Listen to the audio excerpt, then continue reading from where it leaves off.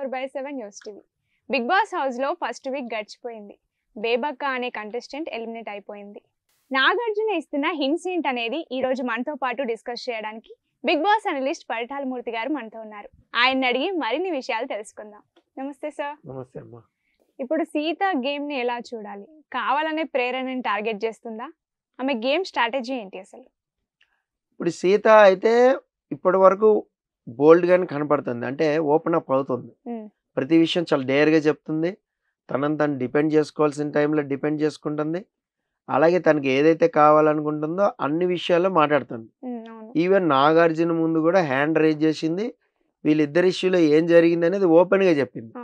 సోనియా ఏం మాట్లాడుకుంటున్నారు వీళ్ళు నా గురించి అనే ఒక డిస్కషన్ వచ్చినప్పుడు, కాదు సార్ మేము వేరేది మాట్లాడుకున్నా, అంతకంటే ఎక్కువ మాట్లాడాల, మేము ఈ విషయం మాట్లాడాం కానీ బట్ తన గురించి అయితే బ్యాడ్గా కాదు, వల్గర్గా కాదు, ఏ విషయం కాదు, మామూలు డిస్కషన్ చేసుకున్నాం అంతే.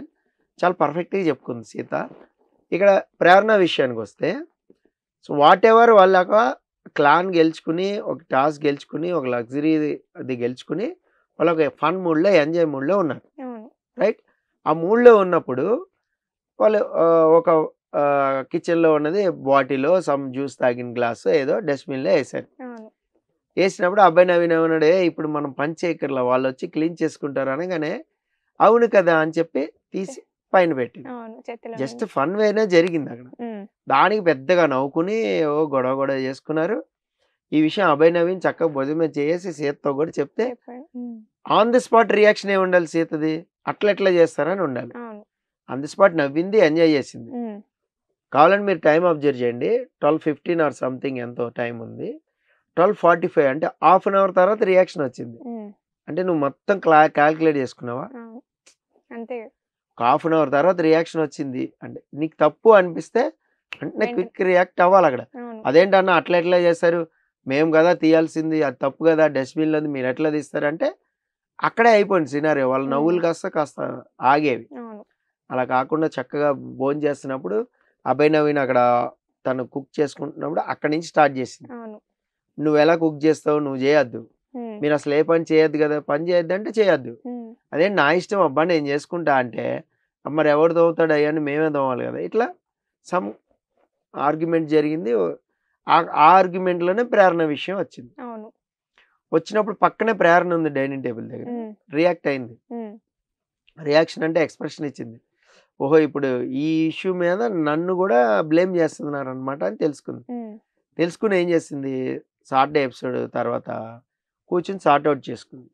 మీకు ఫ్రైడే ఏం జరిగింది చూద్దాం అంటారు కదా, అప్పుడు ఫ్రైడే ఎపిసోడ్లో సార్ట్అవుట్ చేసుకుంటానికి వచ్చింది సీత దగ్గర. చెప్తుంటే సీత ఏమంది అంటే నువ్వు తప్పు చేసావని నాకు సారీ చెప్పట్లే, నేను ఫీల్ అయ్యానని నువ్వు సారీ చెప్తున్నావా అంది. అంటే అక్కడ చిన్న మైన్యూట్ గ్యాప్ ఉంది చూడ. అదేంటి ఈ అమ్మాయి ఇలా మాట్లాడుతుంది, నేను సారీ చెప్పడానికి వచ్చాను కదా మనస్ఫూర్తిగా, సారీ చెప్పినప్పుడు యాక్సెప్ట్ చేసేస్తే అయిపోద్ది. బట్ నువ్వు తప్పు చేసావని ఒప్పుకో అంటే ఎవరు ఒప్పుకోరు హౌస్ మేట్స్. ఎందుకంటే మేము ఫన్ వేలో చేసాం అబ్బా, అది వాంటెడ్గా చేసింది కాదు. వాంటెడ్గా చేసింది అయితే నేను తప్పు ఒప్పుకుంటా. వాంటెడ్గా డస్ట్బిన్లో అదంతా కిచెన్ మీద వేసి క్లీన్ చేయన్నాను అనుకో, దట్ ఈస్ వాంటెడ్, ఒప్పుకుంటా. ఫన్ వేలో దాగిన తర్వాత అబ్బాయి ఏదో గుర్తు చేశాడు, దాన్ని తీసుకుని వచ్చి అవును కదా అని పెట్టాను, దానికేం పెద్ద ఇదైపోదు. డస్ట్బిన్ లోపలికి వెళ్ళిపోయి డస్ట్బిన్ ఇది అనే అంత ఫీలింగ్ అక్కర్లా.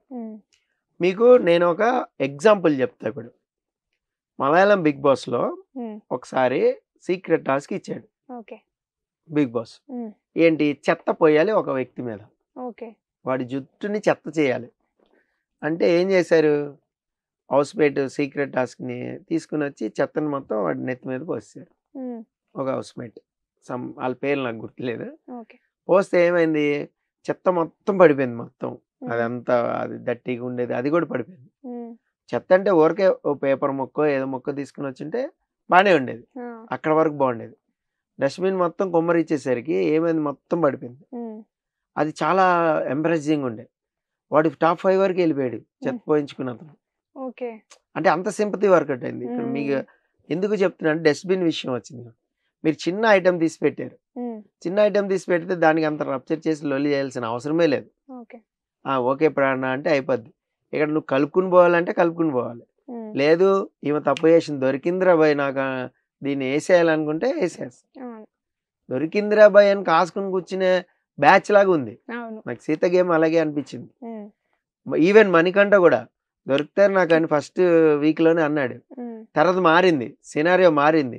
దొరకడం కాదు, మనం దొరకకుండా ఉండాలి అని అది కూడా వచ్చింది.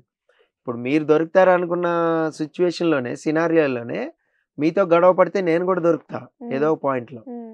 ఆడియన్స్ చాలా స్మార్ట్గా ఉంటారు ఈ విషయాల్లో. ఎందుకంటే ఎవరు గ్రూప్ గేమ్ ఆడుతున్నారు, ఎవరు ఆడట్లేదు ఈజీ కనిపెడతారు. అవును. Last time serial batch group game ఆడట్లేదని 100 సార్లు మొత్తుకున్నా వాళ్ళ చేష్టలు మొత్తం గ్రూప్ గేమ్ తెలిసిపోయింది. అవును. వాళ్ళు ముగ్గురు కలుసుకుని మాట్లాడుకోవడం, కలుసుకుని తినడం, ఉమ్. కలుసుకునే డిస్కస్ చేసుకోవడం, ఏదైనా జరిగితే వచ్చి మాట్లాడడం, ఈమె కెప్టెన్ అయినప్పుడు స్ప్రైట్ అమర్దీప్ తాగడం, అవును. ఇవన్నీ కూడా తెలిసిపోతాయి ఆడియన్స్కి. ఉమ్. బట్ ఇక్కడ గ్రూప్ గేమ్ ఆడితే ఖచ్చితంగా వాళ్ళు నలుగురు ఎవరైతే ఉన్నారో ఖచ్చితంగా తెలిసిపోద్ది గ్రూప్ గేమ్ ఆడితే. ఉమ్. సో దాని గురించి వరి అవ్వాల్సిన అవసరం లేదు, మీరు పోర్ట్రే చేయాల్సిన అవసరం లేదు. ఇక్కడ ఫస్ట్ వీక్ నేను అబ్జర్వ్ చేసిన దాన్ని బట్టి చూస్తే ఒకళ్ళకొకళ్ళు పోర్ట్రే చేసుకోవాలనే చూస్తున్నారు ఒకళ్ళ మీద ఒకళ్ళు. అవునవును. సో నువ్వు ఈ తప్పు చేసినావు అని బయట జనాలకి వీళ్ళు అడ్రస్ చేయాలని చూస్తున్నారు. ఉమ్. ఆ గేమ్ వదిలేసి వీళ్ళ గేమ్ ఆడితే వీళ్ళు టాప్ 5కి వెళ్ళే అవకాశం ఉంటుంది. అలా కాకుండా ఇలా పోర్ట్రే చేయడంలో ఉంటే ఎంతసేపు అక్కడే ఉండిపోతారు, ఉమ్. ఆ చట్టంలోనే బయటికి అయితే రారు. గేములు గెలవాలి, టాస్కులు గెలవాలి, హైలైట్ అవ్వాలి. మనం ఏదైనా ఒక డెసిషన్ తీసుకుంటే అది స్ట్రాంగ్గా ఉండాలి. ఇలాంటి వాటిపై దృష్టి పెడితే ఖచ్చితంగా టాప్ 5కి వెళ్తారు. ఇప్పుడు బేబక్క ఆరోపణల వల్ల నిఖిల్ గేమ్ ఏమైనా చెడిపోయే అవకాశం ఏమైనా ఉందా? అండ్ హౌస్ మేట్స్ కూడా నిఖిల్ని టార్గెట్ చేసినట్టే అనిపించింది. నువ్వు మాట్లాడలేకపోతున్నావు, లోపలనే పెట్టుకుంటున్నావు, దీన్ని ఎలా చూడాలి? నిఖిల్ గేమ్ డిస్టర్బ్ అయితే అవ్వదు. యాక్చువల్గా తన క్లాన్ పటిష్టంగా ఉండుంటే మాత్రం నిఖిల్ గేమ్ డిస్టర్బ్ అయ్యేది. అవును. ఎందుకంటే టాస్కుల్లో అక్కడ మణికంఠ ఉండేవాడు, సోనియా ఉండేది. ఉమ్. వీళ్ళిద్దరూ కూడా భిన్న ధృవాల్లాగా ఉండేవాళ్ళు, ఉమ్. ఇక్కడ రైట్ లెఫ్ట్ అన్నట్టు. వాళ్ళిద్దరిని పెట్టుకుని గేమ్ ఆడటం కష్టం అన్నాడు.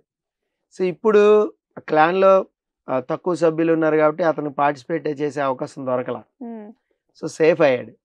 ఒకవేళ చేసి ఉంటే మాత్రం కొంచెం బిస్కెట్ అయ్యి ఉండేదేమో. ఉమ్. సో నిఖిల్ గేమ్ మారుస్తాడని నేను అనుకోను, ఎందుకంటే తను ఎలా ఉన్నాడో అలాగే గేమ్ ఆడతాడు, ఓకే. అందులో డౌట్ లేదు.